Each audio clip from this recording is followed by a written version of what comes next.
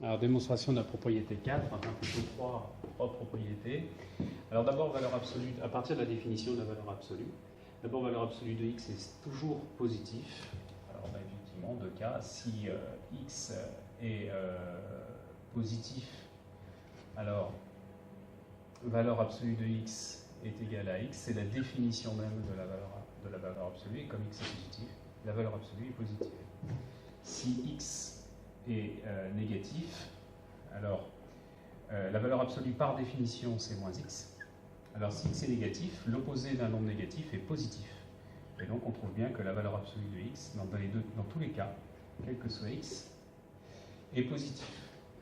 Et d'autre part, la valeur absolue de moins x dans ce cas-là, et moins x étant un nombre positif, elle est égale à la valeur absolue de x est égale à la valeur absolue de moins x est égale à x, valeur absolue de x.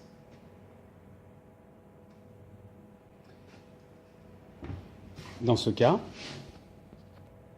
et dans le cas x positif, la valeur absolue de moins x, alors si x est positif, moins x est négatif, donc ce sera l'opposé de moins x, ce sera x qui est positif et qui est égal à sa valeur absolue.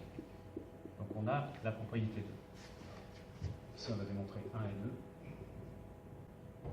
Bon, pour la propriété 3, la racine carrée de x2, c'est un nombre, c'est soit x, soit moins x. C'est soit x soit moins x. À chaque fois, on va prendre le nombre x ou moins x positif. Et le carré de x, c'est x carré. Le carré de moins x, c'est x carré. Donc c'est l'un de ces deux nombres. La valeur absolue de x au carré sera dans tous les cas soit égale à x au carré, soit moins x au carré.